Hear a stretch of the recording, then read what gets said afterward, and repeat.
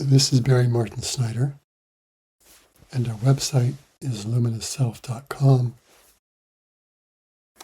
I felt to make perhaps a series of recordings about the different ideas and definition we give to the word awakening. The word awakening is something that's simply used universally by most people on the path. But I found in conversing with clients over many decades that when I ask them what that means to them, I get a variety of responses.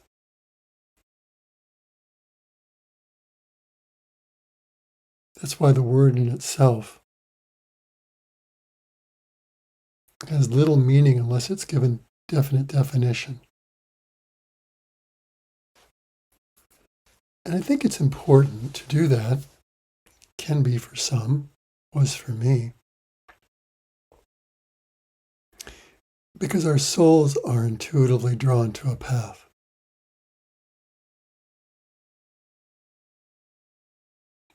And we know that.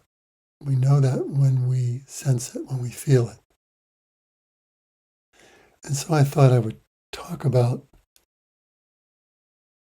these different primary paths that have existed.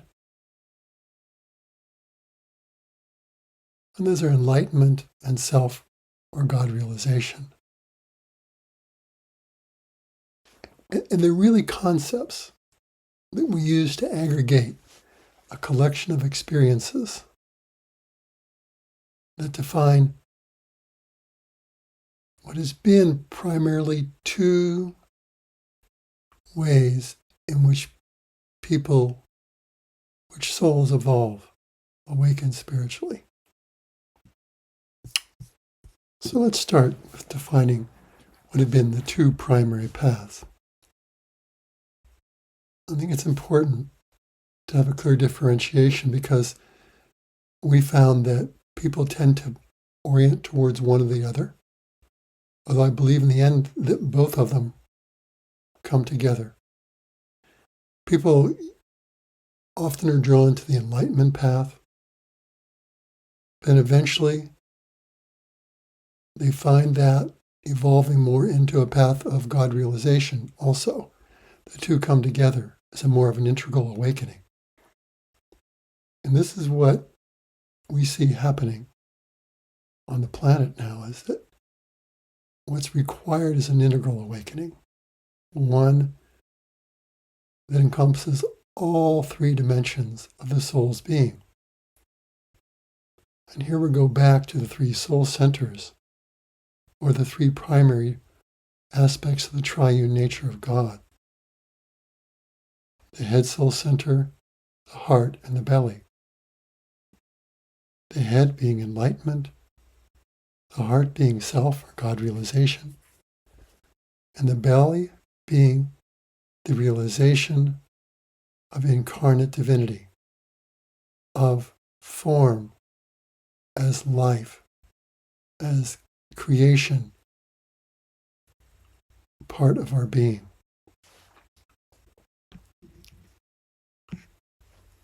So let's start by talking about the core difference between enlightenment and self or God realization. Enlightenment is waking up from the illusion of a separate self.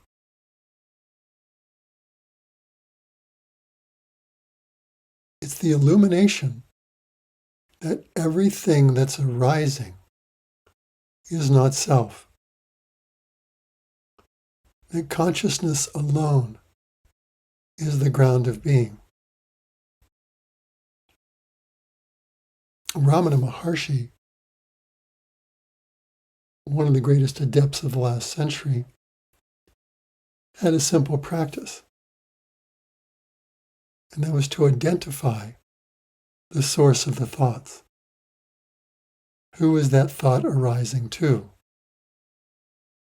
And question who that thought is arising to me.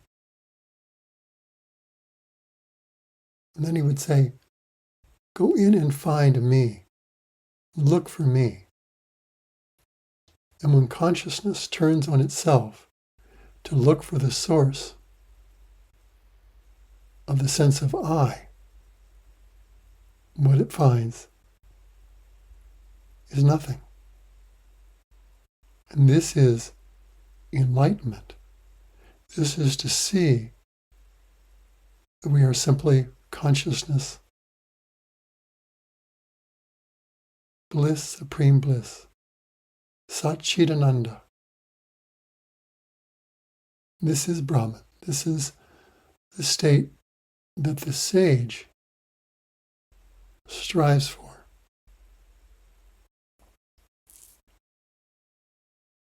It's to go beyond the illusion of what we are not, to release that separate self-sense. It's a source of suffering.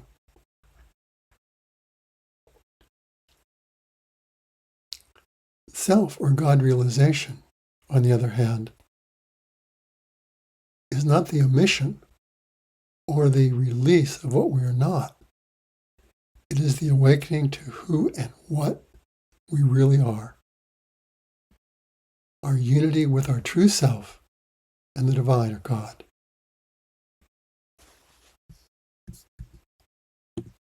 And where enlightenment happens in the head soul center of the cave of Brahman, self and God realizations happens in the cave of the heart and the soul lotus, where we experience that we are individualized divinity, that God lives in me as my true self.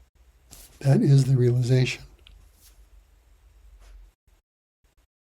It's a profound experiential experience that is indelible. It's finding what the truth that's always been there of what we are. And it's merging into the truth of that until we find that we are truly the drop in the ocean of God, and the totality of the ocean of God and the drop of our being. And the two are not separate. For me, I knew that I needed to find out what God was, to realize God. And I left for India in the early 1980s in hope of finding and experiencing a God-realized being, which I did in Mahavatar Babaji. And this became the icon for my spiritual journey until I was confronted and met the being we know as Christ Jesus, or Yeshua. And then these two became dual icons of possibility. But others just want to get beyond it all. Want to get beyond all illusion, all delusion, all confusion of who and what we are. And those are the beings that choose the path of enlightenment. Again, it's not to make these as completely separate things, because they're not, they overlap. And eventually I know they merge. But we tend to go on one vector or another, and it affects what we're drawn to. The Buddhist path, where nirvana is sought, no self, anatta, is an enlightenment path. The Buddha never taught that there was a soul or a self. The self was an illusion. The same as Advaita Vedanta, another enlightenment path, where the self is consciousness, pure consciousness, bliss. In the Ashtavaka Samhita, one of the lines that always comes to my mind is, I am consciousness, bliss, supreme bliss, in upon which the universe appears like a snake in a rope. That snake in a rope being a famous Advaita reference, so that what we see is really not there. There's no snake, there's only a rope. And that all arises in the consciousness of being itself. And in the enlightened or illumined state, what's experienced is identity with consciousness itself, resting as consciousness. And that is an experience of pure consciousness, clear, present, empty awareness, with things simply arising, passing across the screen of consciousness, and disappearing, like clouds drifting upon the sky. Whereas in the human, ego-identified state, where we think we're a separate self, a separate ego personality, we sense there's a me inside that image we see in the mirror, that we're in that body, we exist as that body,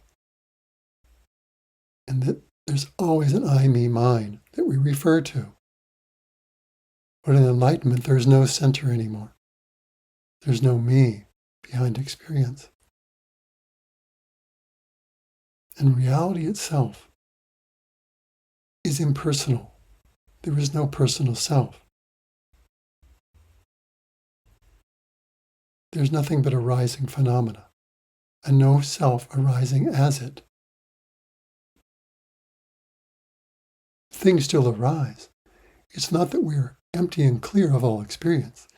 It's not that there's no more pain, there's no more emotion, there's no more thought, there's no more sensations. No, those exist.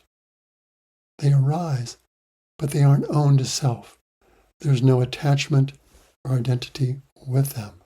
Again, clouds rising in the clear sky of mind. Pure consciousness. Mind in all caps. All is arising as aspects of mind, configurations of mind arising in pure consciousness. So how is enlightenment experience? One of the first levels of that emptiness is silence. But it's not a silence of the world or the auditory function of the body. It's a silence that is a thing in and of itself.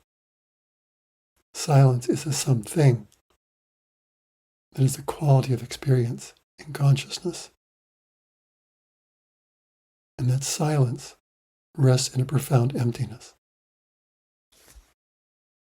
These are some of the first passages in the journey of enlightenment. It's what the false self-sense, the ego, resists with all of its being, because it dies in the emptiness, in the silence. It ceases to exist. It's simply seen to be another thing arising in consciousness on the screen of mind. I once asked and contemplated on the concept of ego death. And what I was shown and heard was, the ego does not die, only the illusion ceases. The illusion of a separate I, a separate ego personality I sense, living in a body, as a body. Its whole story of a world, of me, of I, all that simply falls away. And why we seek this is to go beyond suffering. We want at least a reduction, an absence of psychological suffering. Doesn't mean there won't be pain. Doesn't mean there won't be emotions. but there won't be suffering because there's no attachment to whatever's arising. There's not good or bad feelings. There's not this that we're seeking and that we're running away from. We're not attached. Everything is simply things passing through the sky of mind, of your consciousness. And that results in an equanimity. There's no push nor pull. There's no running. There's no escaping. We don't run towards, we don't run away from, because there is nothing that defines us. And with this, the mind of the ego, the thinking mind, the chatter that besieges us, falls away.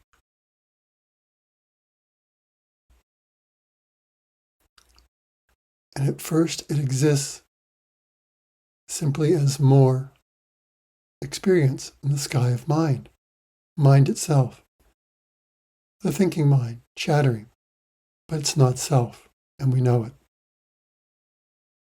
And as that happens, we start to see all the things that we've used to define ourselves.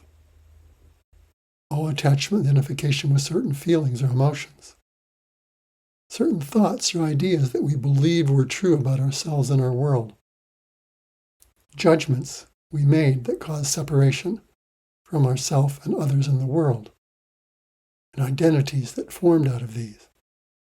All of this gets deconstructed. This is often called the dissolution or death of self. One of the definitions of the enlightened state is that we can be present and witness whatever arises without attaching or identifying with it. We don't get lost into it. We don't get lost inside the thought or the feeling.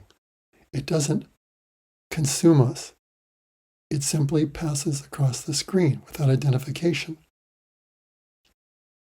When we attach and identify, we react. We think it's something to be resolved, to be gotten rid of, gotten beyond. But we see that it's simply something passing through consciousness itself, impermanent. There is no reactivity to it. We just witness it. The ego is always having problems, trying to resolve problems. There's always something arising that causes us to think we have a problem to solve. And thus there's always a problem in our life out there that results in this thought process, this compulsive thinking of the mind, strategizing, organizing. All that begins to fall away. Eventually there's a stable presence of pure consciousness, with mind, all caps again, holding it all. So we begin to see that what we are can never be touched or harmed, that we are eternal, pure consciousness. Consciousness is what is unchanging.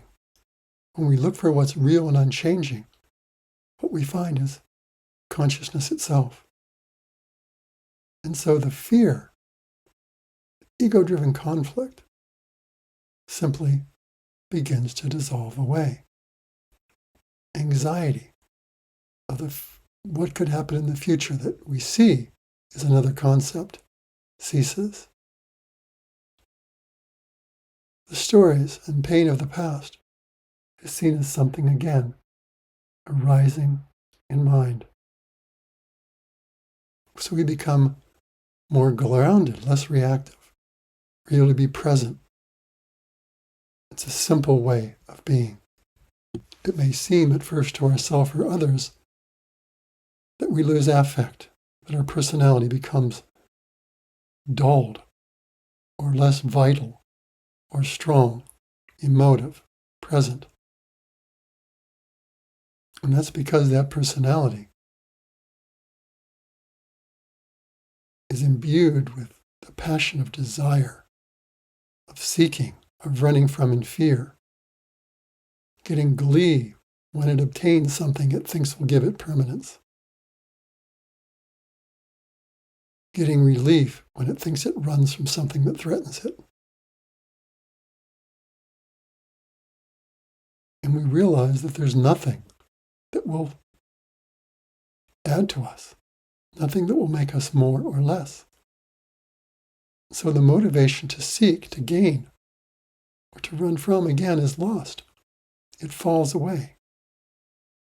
Everything just is as it is. There's a complete suchness. But there are pitfalls or cul-de-sacs in this path. We can become indifferent to feelings and emotions that at a human level are signals that oftentimes things need attention, because that human self doesn't have any existence. So we can be caught in spiritual bypassing. Since none of it makes any difference, it's none of itself, why bother? Why bother with the problems in the world? Why bother with the suffering of others? All that can happen. There's no need to attend to anything. Yeah, maybe basic human needs of food and water, some safety, security things. But otherwise, there can be this dissociation. It's mistaken for something deeper. I think that's what takes many beyond the path of pure enlightenment. Because there's not an integration to human life. The things that are the hallmarks of human existence simply don't seem to have meaning or purpose or need for attention. Because all that too is just something arising. The body is a phenomena arising. The thoughts, the feelings. And this can again produce dissociation. I was once with a very profound yogi who lived for nearly a decade in the Himalayas at 20,000 feet with no clothes. He would go into samadhis and wake up buried in snow. I watched him show his ability to master sensory experiences such as heat on his skin by putting a hot frying pan on his hand. But yet one day he came home from the market. He was emotionally in turbulence. And I said, what happened to him? And he said, some Amma in the market said this to me and that to me. It triggered him emotionally. His mother issues. But it was just emotion arising. It didn't matter to him. But yet he was not integrated. He hadn't dealt with the issues of his childhood, of his relationship with his mother. Was unable to enter into those kinds of relationships. They were below him in consciousness and his perception. Had no truth, reality, or power to him. No need to dapple with any of it. This can result in a very dry level of existence. And we've seen many who go into this and seek more and more bliss, more and more light, become so disconnected that the wonderful things about life fall away. Sometimes their money dries up, their relationships fall apart. There's nothing but this emptiness. And that becomes a gnawing emptiness for many and causes them to seek further. And in the next recording, we'll go into God or self-realization and talk about that next. And then ultimately we'll see the integration of it all.